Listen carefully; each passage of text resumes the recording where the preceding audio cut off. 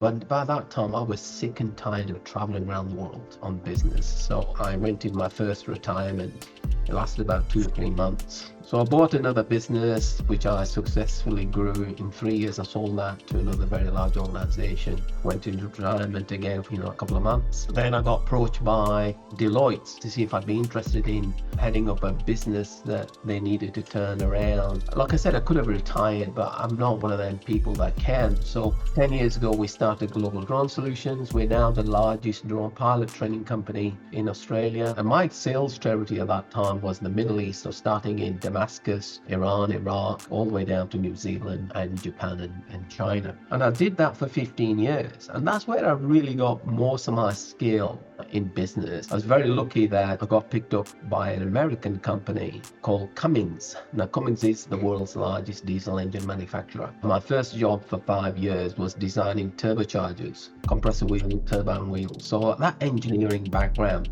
But I did most of that because my father wanted me to have some sort of skill. And his comment was, do something like an engineering degree and I will leave you alone, right? Although deep down, I always wanted to be in sales, marketing, business development, have my own business. Just recently, we've seen a big uptake in our business. And I'm trying to understand why. And I've realized what it is the war in Europe and in the Middle East. Because drones are on TVs every day, people who thought it was going to be a flash in the pan have realized, no, this is a long-term thing. So our business this year has grown by 30-40%, admittedly, and I will come to it. Part of that is due to AI and automation. We fly a paddock with that, and that tells us where the weeds are, where the problems are. And look, in reality with crops, you've got only 2 or 3 things that can be wrong. It could be a lack of water, could be a lack of fertilizer, or there's a pest. Defense industry is where there's a major focus. So that's where the technology, and even today it's exactly the same. It's a own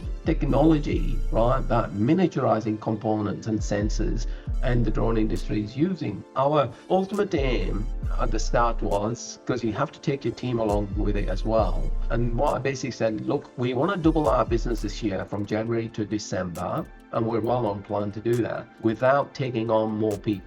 Right, so we have taken more people on, but them people are in the AI business. So we've taken on now got 3 people in the AI business. What we do is we get them to prepare the area before the rainy season, and then as soon as the rains have happened, we send a team of people up there, and in a day we can do 10 hectares in a day, maybe 20. I get probably 5 or 6 emails every week, if not more, from organizations. Hey, we can set up a bot for you, we can do this and we do that. And I know that there's 2 options in it. You can either be a user or a creator, and we wanted to be creators.